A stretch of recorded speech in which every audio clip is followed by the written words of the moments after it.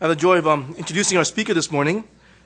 I've checked this with him. He said it's okay for me to say this. You can now tell your friends that even though we're going to the University of Western for summer conference, come for the beach. Come for the beach. So we do have a beach in there. But Reverend Beach is a wonderful. He's blessed many people through McMaster University Bible Seminary and College. I think we put a short little bio in our bulletin, which has been there for several weeks. So I won't go through all the details, other than saying he's a professor there and professor of Christian ministry and director of ministry formation. Okay, so. To those that, especially some people here are interested actually in full-time seminary, so maybe you can talk to them during summer conference. His wife couldn't make it here this morning, but he should be also joining us at summer conference. He's got two children, Josh and Alex. Was a daughter? The daughter's at McMaster. The son is at Western. So you might actually see his son if he pops by one of the messages or something. His son is there, and they, McMaster has a very close relationship. It's actually our denomination's seminary. We have a very close relationship with McMaster. Reverend Hui, our senior pastor, is doing his PhD there. Hope to finish one day. And also Pastor Kathy is doing some courses there as well. And so it's a wonderful seminary. The cost, I don't know if I mentioned this before, is 1/3 the cost of Tyndale or something, right? But just as good, if not better in many ways. So I encourage you, if you're interested, to consider McMaster. But Reverend Beach has kindly, I asked him to come today just to give you a preview sample for summer conference. And also, he'll be teaching Sunday school as well. The topic is on your bulletin there. He'll be teaching Sunday school, the missional family, so come stay for that, as well as he's joining myself and a few people for lunch, if you want to join us for lunch afterwards. But please join me in welcoming Reverend Beach among us. Hey.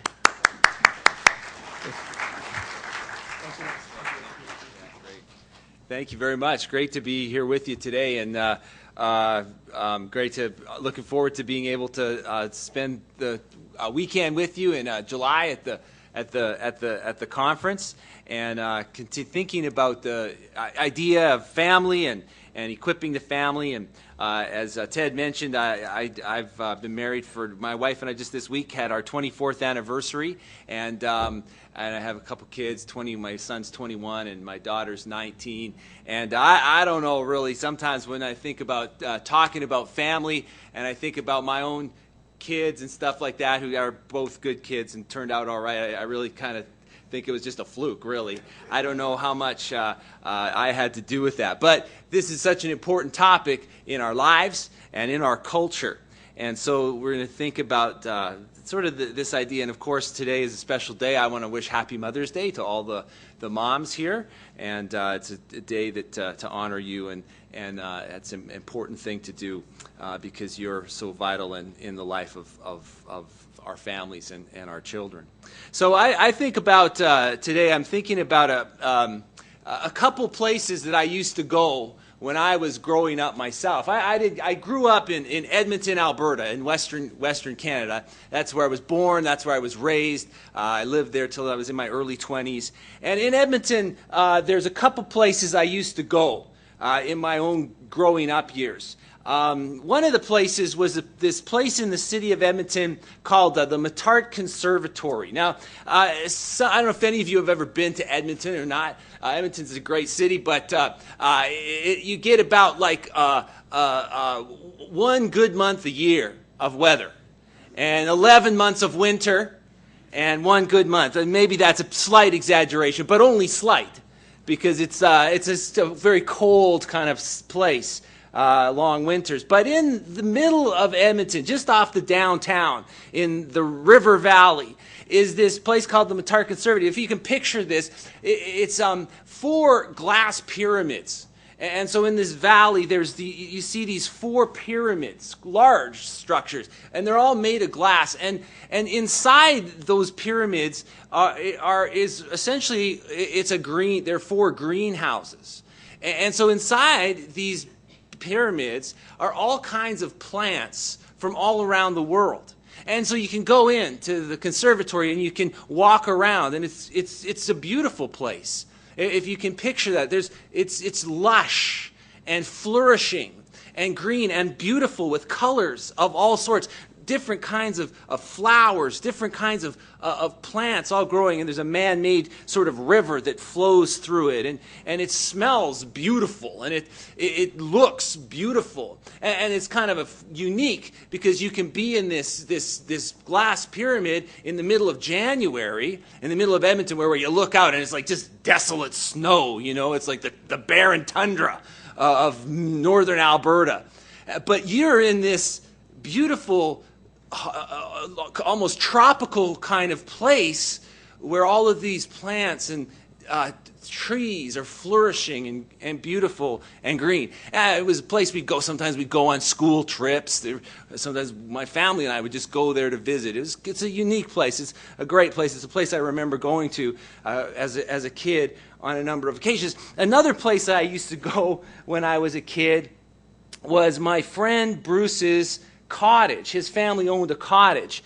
And every now and then, my friend Bruce would invite me to come up to his cottage for the weekend with him and his family. Now, that was all good. I liked that. We'd go up there. We'd have a good time doing all kinds of sports and just hanging out at his cottage. But there was another memory I have of that cottage that is not so good.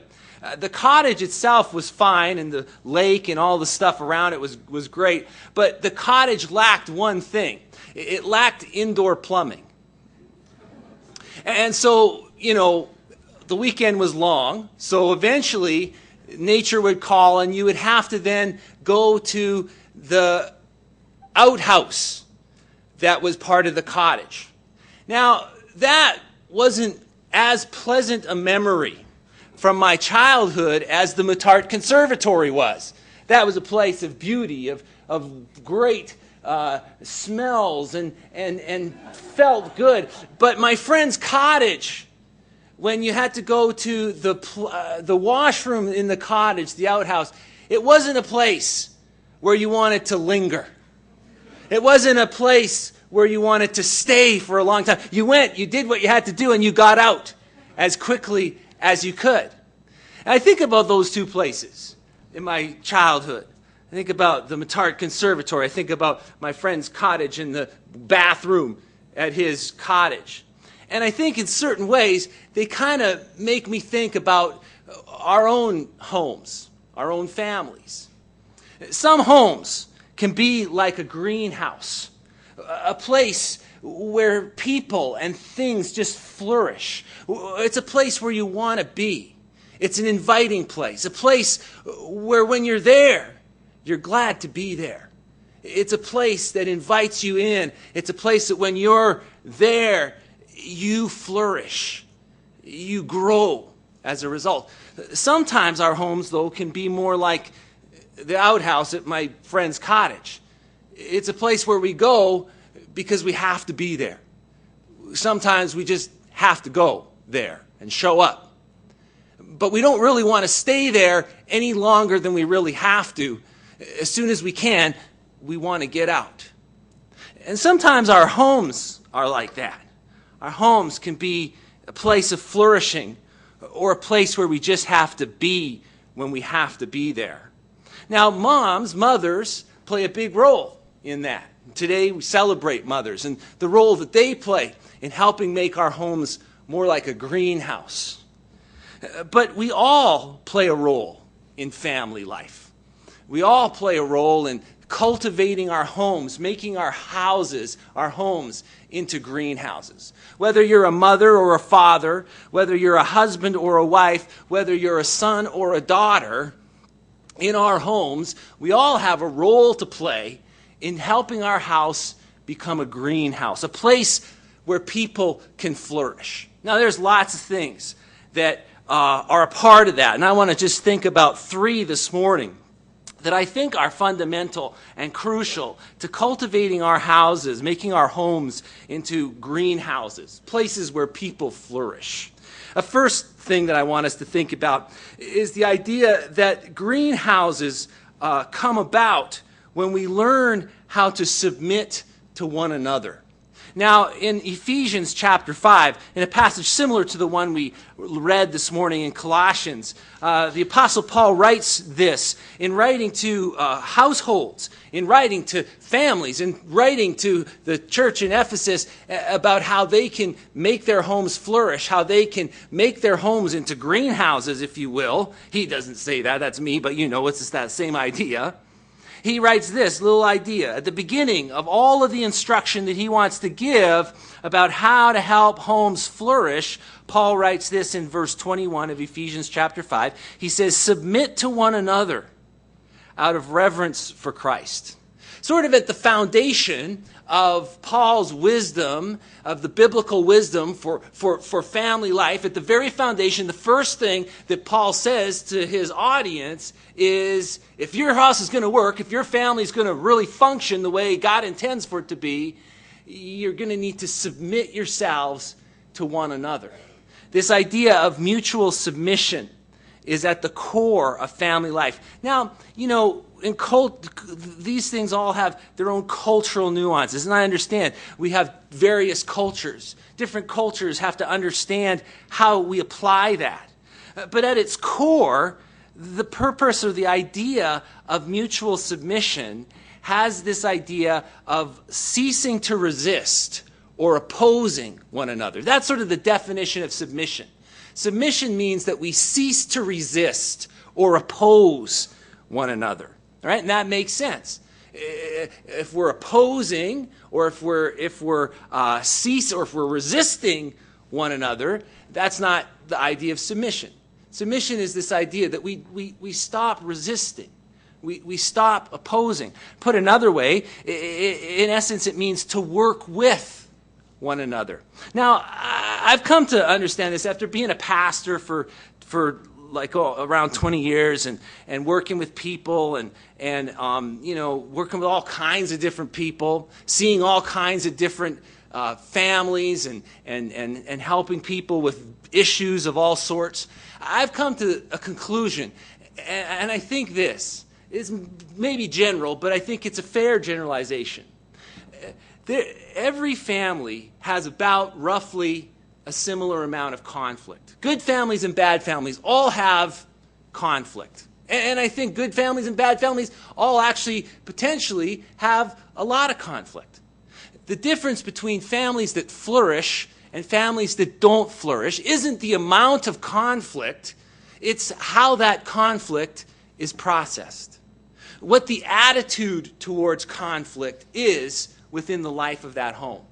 It's not that some families just are lucky and they never have much conflict, and others are unlucky and they have lots of conflict. Conflict is part of human relationships. It happens in the church, it happens in the workplaces, and we all know it happens within our families. Conflict is as normal to human relations as breathing. So the issue isn't some families just have more conflict than the others. The issue is always, how do we approach conflict, and what's the attitude that we bring to one another within our life together as a family? Families are rife places for conflict. But Paul's wisdom here is that the way that we have come to one another, the attitude that we're called, that we're invited to bring into our family life, is the attitude of mutual submission. The attitude of coming to work with one another as family members. And that trickles down, because then Paul goes on from there. And he speaks to wives. He says, wives, submit yourselves to your own husbands as to the Lord.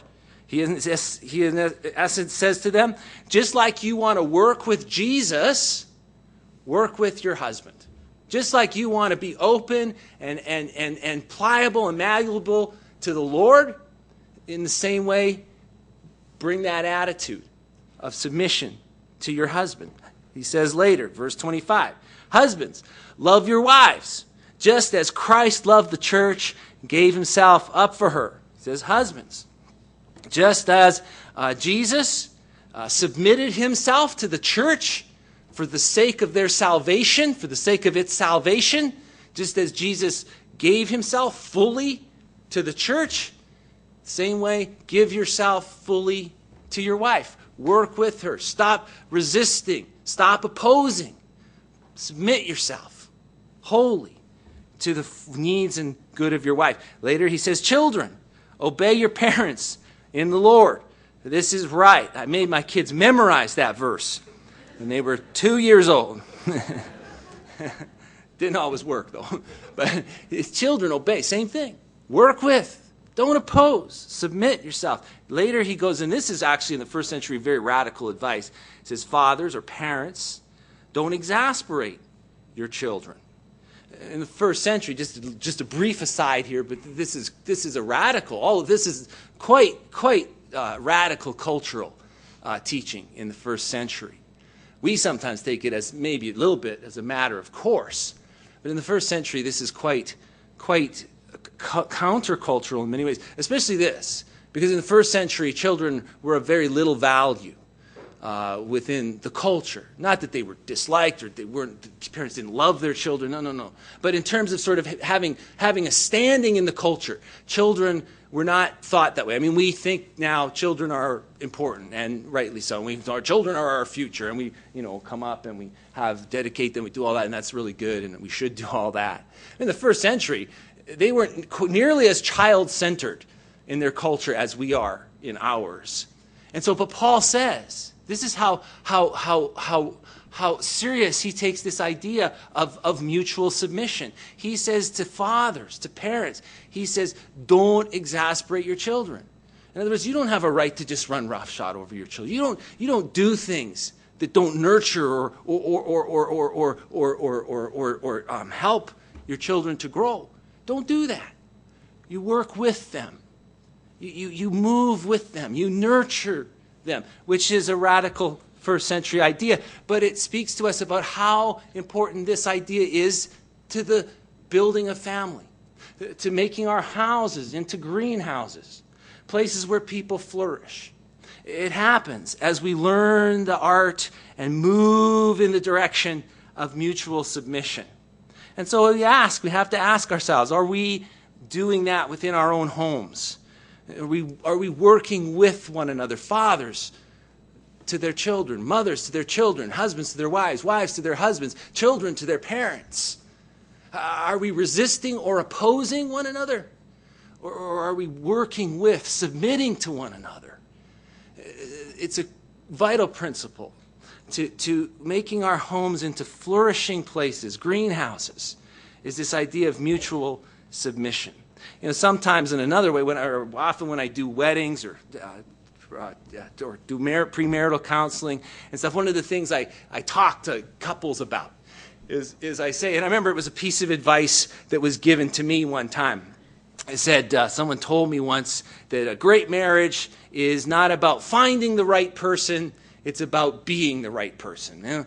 Right? It's a good pastoral wisdom, right, Ted? It's an idea, that, getting married just as the same. It's not like you just hopefully you get lucky and you find the right person and then it works. And if not, that might be problems. Now, marriage is sort of about that, of course. It's about kind of trying to find the right person. But at the end of the day, marriage isn't about, hoping you get lucky and find the right person. It's about being the right person. It's not about I got lucky and I married a great woman, which I did.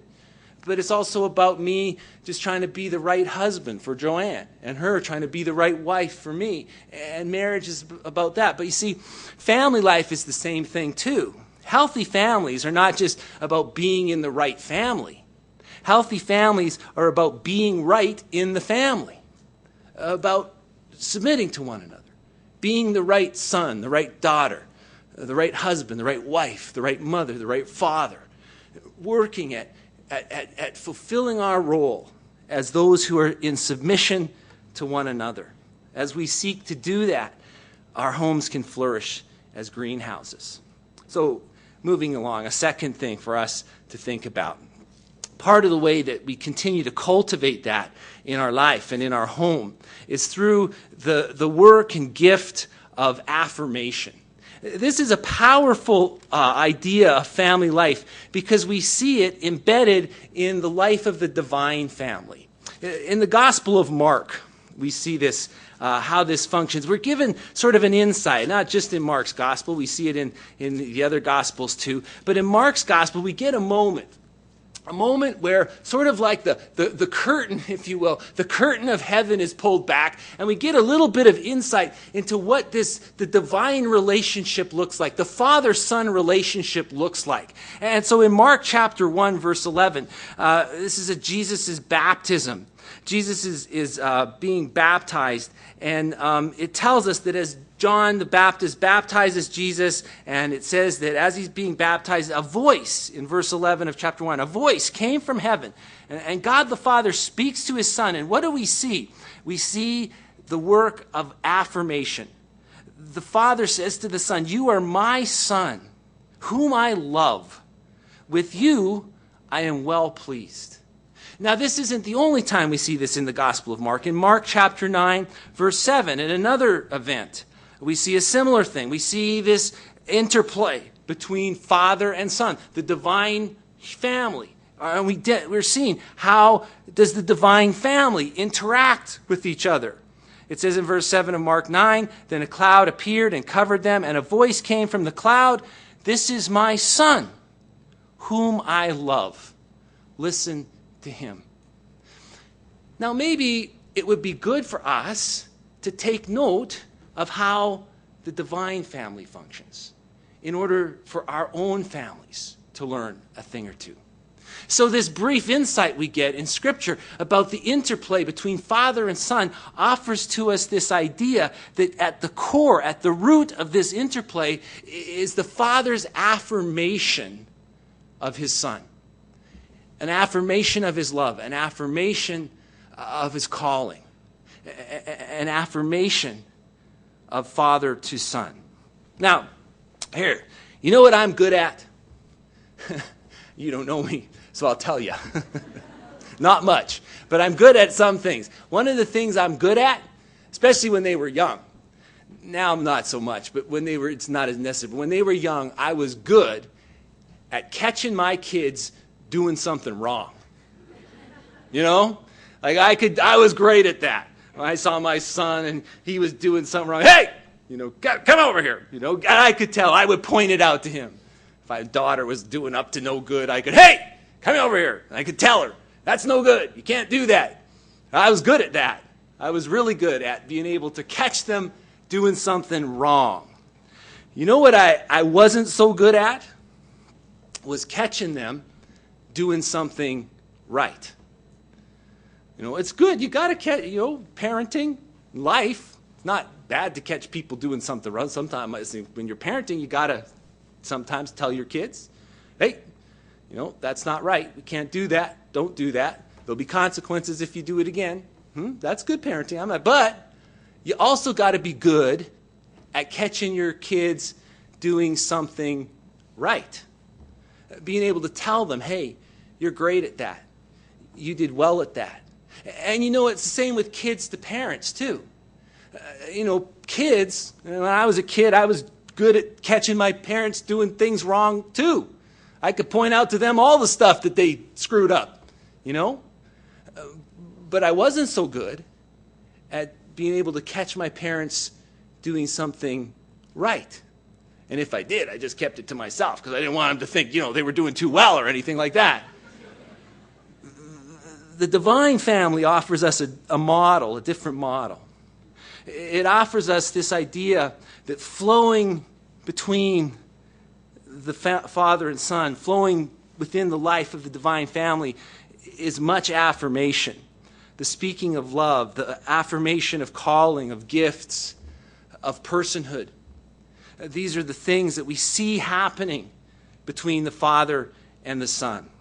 And we all know in our lives how life-giving that is for us. So I teach at a seminary, and it's May now, but the end of the year just happened, right? Our school year just came to an end within the last few weeks. And so one of the things the students do at the end of every course is they fill out evaluations. They do course evaluations. Those of you who are students, you probably know what this is all about. You probably did some of these recently. So we hand out these things, and the students all have to circle numbers about how good they thought the course was and how good the instructor was or not good the instructor was. Then they write some comments if they want to and all that stuff. And so once our grades are all in, we have to get our course reviews and read them, because then we have to tabulate them or whatever and give them back to our dean. So just recently I was doing that with my course reviews. So I pull them out of the envelope and I start reading them.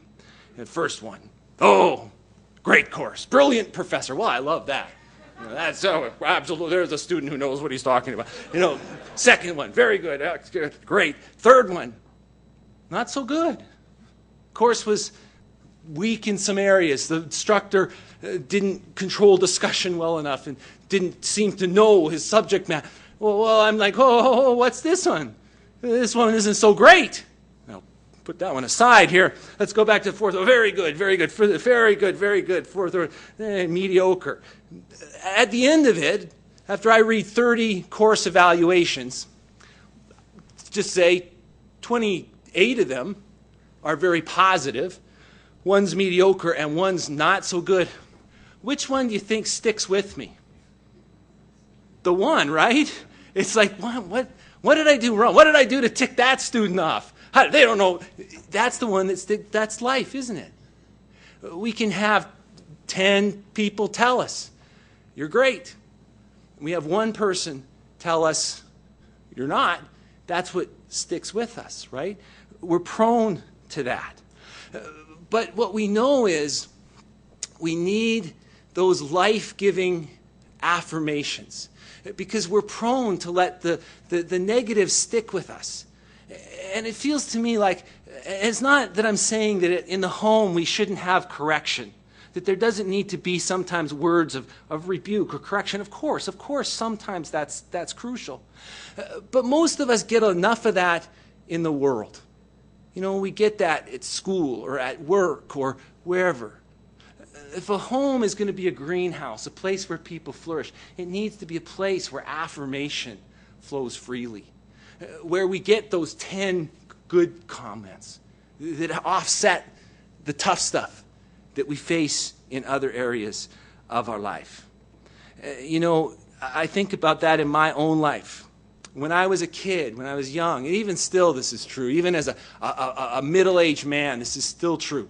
If I did something, it was in school or in sports or whatever I was doing, and, my peers would say, hey, you did that well, good job, way to go, whatever. That was great. I loved that. But there was nothing more powerful in my life than to have my mom or my dad look at me and say, son, that was great. We're so proud of you. That just goes deep inside of you. And even still, as a middle-aged guy, it means a lot to me when my mom affirms me. And it means a lot to me. It doesn't matter how many people would say, not many do, that I'm a good dad. But they might say, oh, you're a good dad. You're dad of the year, whatever. Though, that's great.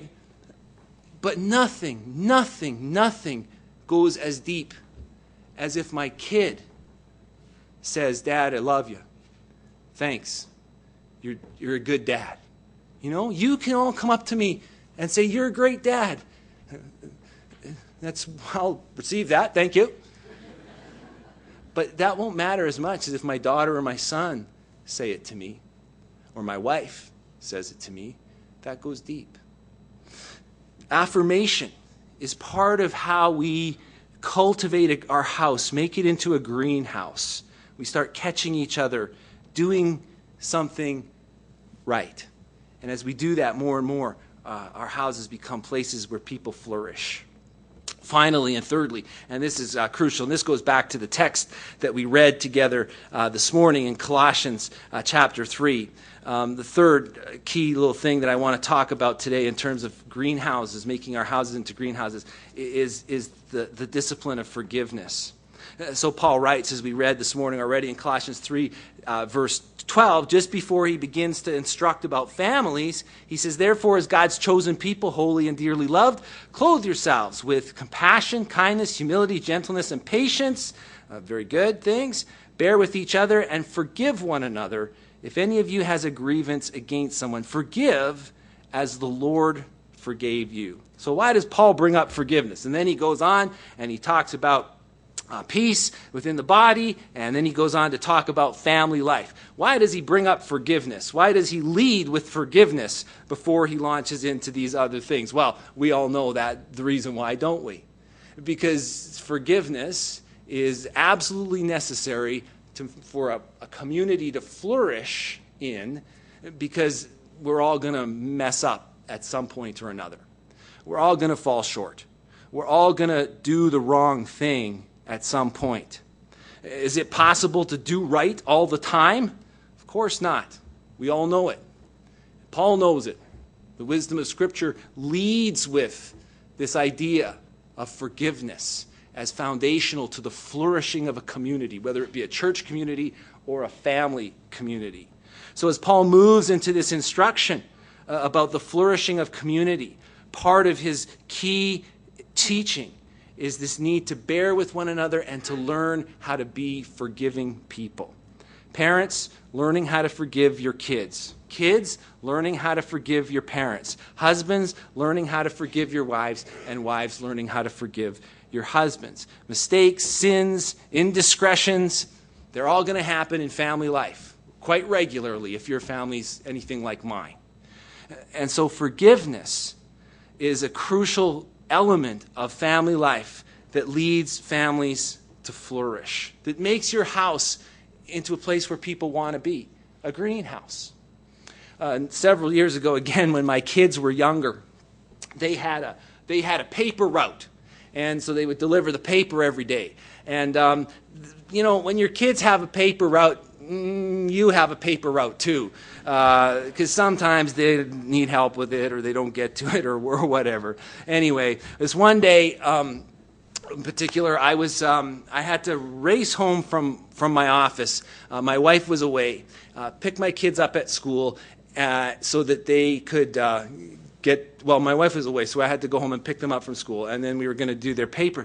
And actually, I remember this day vividly. It was kind of a rough time. There was some stuff going on in my work in the church, and I'd had a couple of meetings that day that were not pleasant meetings. They were conflictual kind of meetings, and it just had been one of those days where I'd had a couple of things that just were not happy occasions.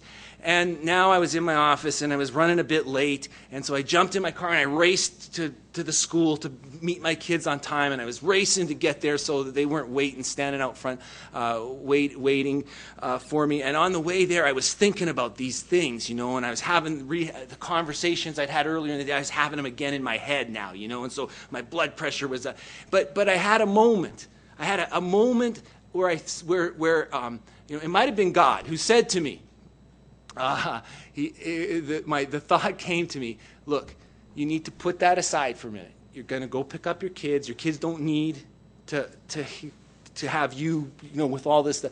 Just pick them up, be there for them, forget this stuff for now, and just put it aside. That's a good thought, right? That could be God, huh? So that's okay, God. That's right. That's what I'm going to do. I pray, okay, Lord, help me. Just help me be with my kids. Great. So good. So I get to the school. Kids get in the car. Hey, great, guys. How was your day? How did school go today? Blah, blah, blah. All that kind of stuff. We're driving home. And so I said, okay, guys, here we go. We're going to go. As soon as we get home, I want you to jump out and go do your papers. Get those papers done. Then come home, and I'll have a snack for you, and we'll just hang out. We'll have a good time and stuff like that. Well, that seemed pretty reasonable to me, right? So my son, I don't know how old he was, maybe 10 years old, 9, 10 years old at this time, whatever. He goes, I don't want to do the papers first. I want to go in and have a snack first. And I'm like, no, but let's just get those papers done. You just do that, then we could just relax, take the hold, you're off, you're done then. And he's like, no, I don't want to do the papers. So he starts, he's working against me now. He's not submitting.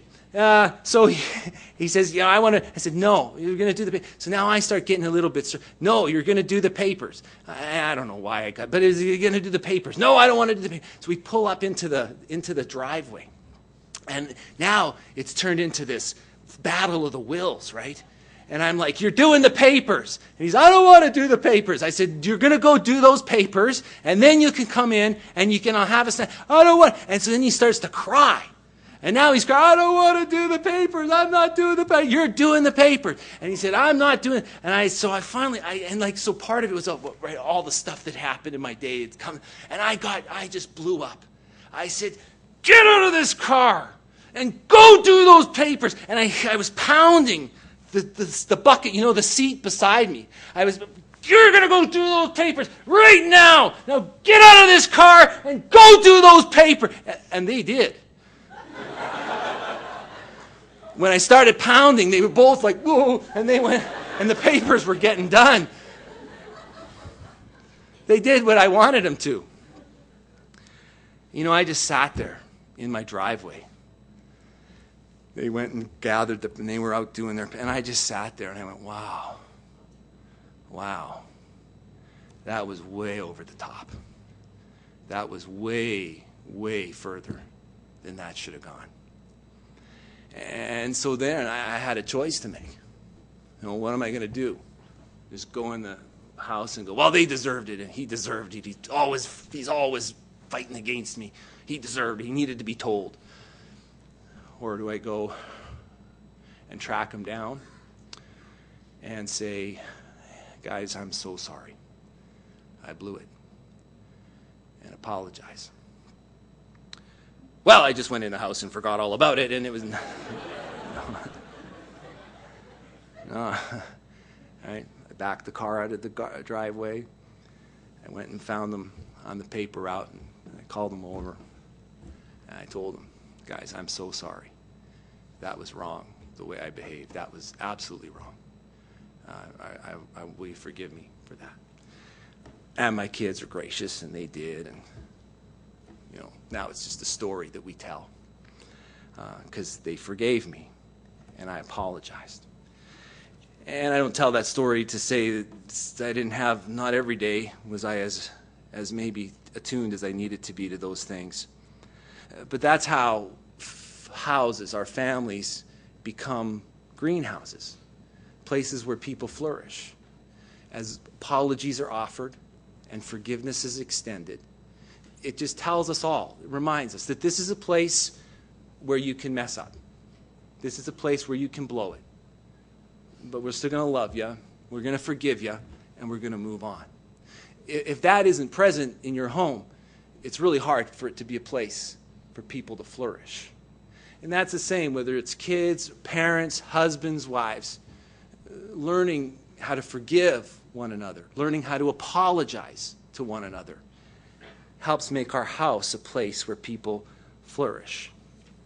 So, is your house a greenhouse or more like the outhouse at my friend's cottage? I don't know. And I don't ask that question to make you feel guilty, but rather to invite you to the challenge of making your house more like a greenhouse, a place where people can flourish.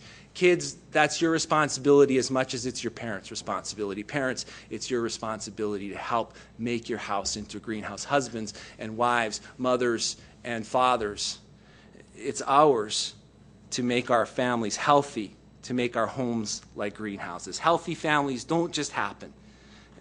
They're built as we learn how to submit to one another, to affirm one another, to forgive one another.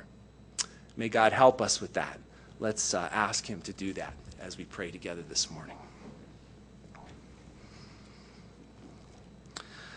Lord, as we celebrate this day for mothers, as we recognize their role in our lives, we come to you, Father, and recognize that each one of us, whatever our family context might be, whatever our situation might be, wherever we find ourselves in this thing we call family, Lord, we understand that if our houses, if our homes, if our families are going to flourish, we need your help. We need your help to be submissive. We need your help to be affirmers. We need your help to be forgivers. So, Spirit of God, I pray for each family, for each home that's present in this place. May your blessing be poured out and your Spirit be poured out, that indeed our houses, our homes might flourish, and they might be testimonies of your grace and of your power to the communities in which we reside. May they be places where each one of us grows and flourishes in the way that you intend. And we pray for your help to make it so. In Jesus' name, amen.